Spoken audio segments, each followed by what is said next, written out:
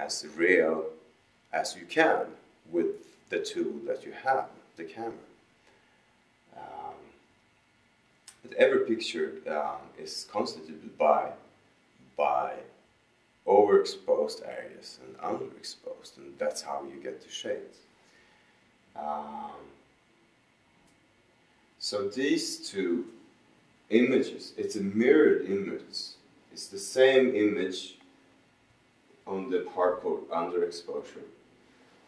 It's the image of a sketch, charcoal sketch, and the outlines of what you want to do. So it's like a skeleton, or it's something, yes, that you build up the picture around. The bodies, the flesh, the volume of the motif, which in this case is three human beings interacting, some kind of interaction they have that you can understand or be doubtful of, but they have some kind of connection to each other. And the sketch is it's sort of like a one point of view, one person's point of view. It's very clear, it's very mathematical, scientific outline, get clear lines, and the whole situation is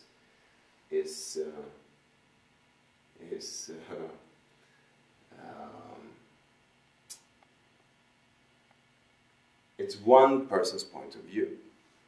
On the other hand, any social gathering, any social constitution of several beings, you can start not only to look at your own point of view, why you meet these people, but you can also start to look at what the other person's belief or needs or desires are.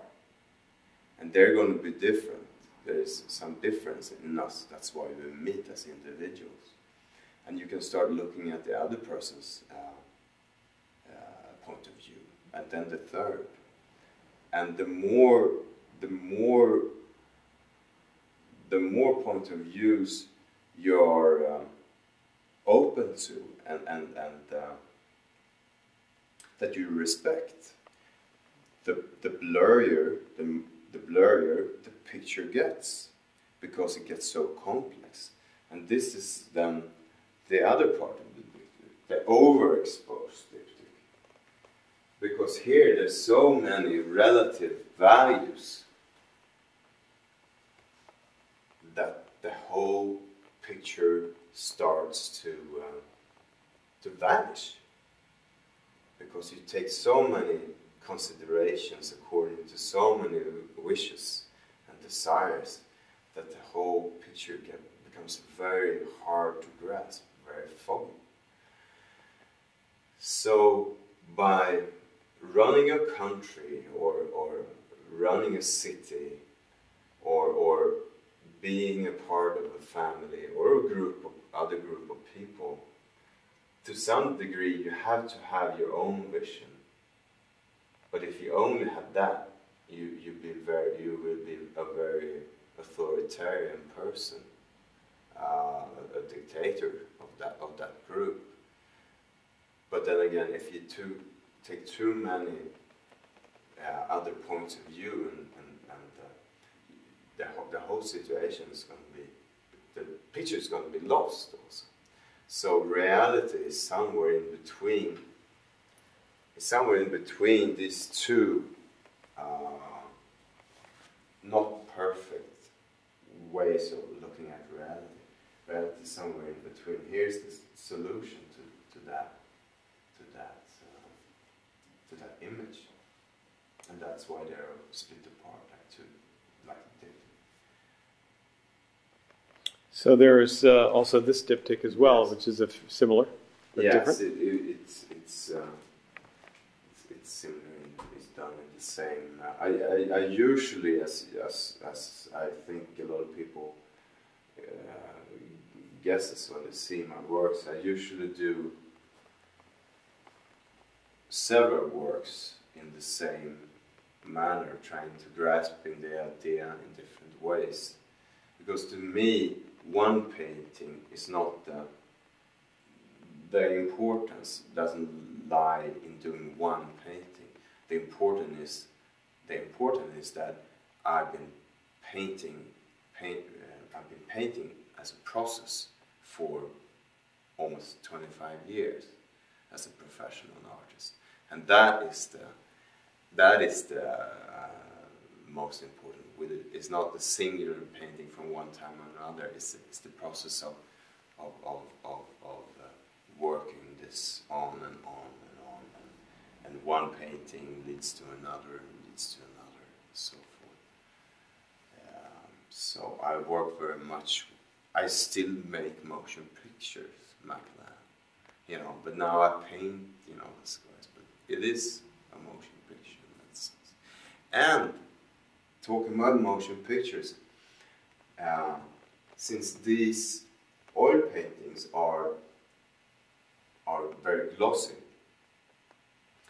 the viewer needs to move around to get the image, to see through the glossiness, because the glossiness comes from the brush strokes. All of these are brush strokes, and when the paint is wet, the paint rises in some parts, and that's where it's going to shine, and then it creates shadows, and that's where it gets much darker. So the pigment itself actually causes some relief. There's a relief there. Yeah, the paint does that. And the oil is the shining part. Right. And so if you would stand still, in a fixed spot, you couldn't really see what's a glare in the paint, or what's a painted pigment. Was a painted brush strokes. Right. And so that's why I have to move around. And I like the idea that a painting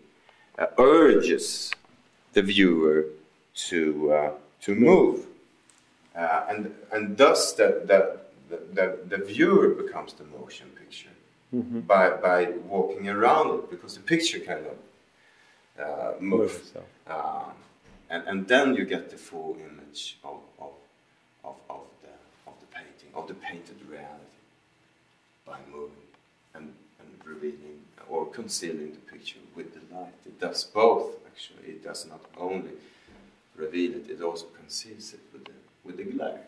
Mm-hmm. So, and you find yourself, you get the notion of where you are yourself by moving here. It gives the presence, the exact presence where you are yourself.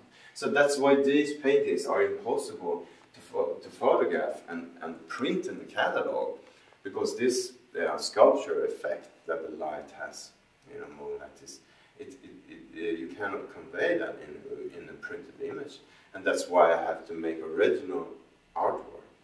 It's impossible to reproduce. Mm-hmm. So, interesting. Yeah. And then tell me something about this one, Stefan. There's one we have not touched on yet, which is a very lovely painting. Yes, it's called, singular. It's horse galloping. It's a singular painting. Yeah. And it's oil color and some gold. I used gold to hide whatever painted. To put gold on top of it censors the painted reality. So it's really a loss to put gold leaf on. It's a material that we usually put connotation of wealth and so forth. But while I'm using gold leaf, I actually create most of the gold leaves goes to waste. And now when I look at this one, I see that I put the gold leaf up there as a censorship, and it's actually the writer's eyesight that is censored out of that picture. So we can see the writer, but not the writer's eyes. And